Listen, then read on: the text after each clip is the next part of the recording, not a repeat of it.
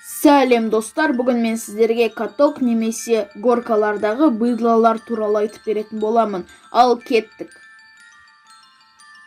Барлықтарыңыз мен сияқты каток немесе горкаларда ойнауды жақсы көретін шығарсыздар.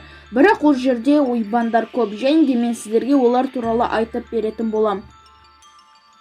Яжымайттар немесе тупой мамашалар. Бұл адамдардың ерекше түрлері өзінің кішкентай сопыляктарынан басқаларды адам санамайтын осындай мудактар. Олар көпшілік орындарда, яғни каток, ойын алаңдары, ойын-сауық орталықтары, даже торговый центрларда өзін ұстай алмай жүретін раса. Енді оларға қатысты бір оқиғамды айтып берейін. Бір құдайдың құтты күнінде үйге жақын орналасқан катокқа барған болатынмын. Бірнеше уақыт өткен соң яжымайт келіп үлкен шанасымен өзінің дегродын кәсете бастады. Олар кәсене бастағанда айқайлап кетіңдер, бла-бла-бла, уйдите деген херне айтып бастады.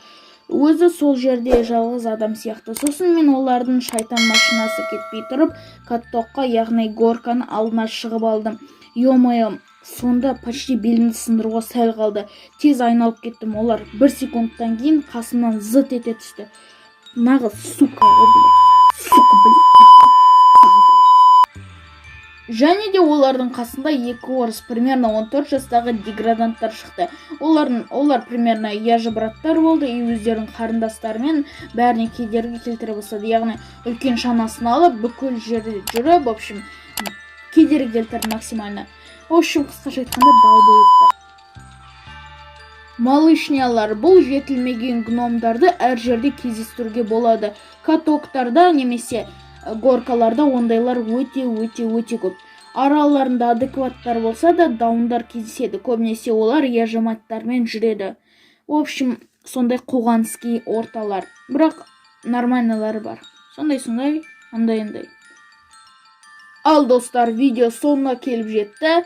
Білем, бұл видео говно, бірақ көре салыңыздар деген, типа сондай деген ғой. Бұл видеоны жай шығара салдым, шын пысқаннан сценарийді лағып оқып жатырмын. Бұл видео чисто импровизация десеңіздер болады. Видео андай, говно деп комментария жаза беріңіздер, ман, похуй. В общем, сіздермен болған мен Чико, чау бабино.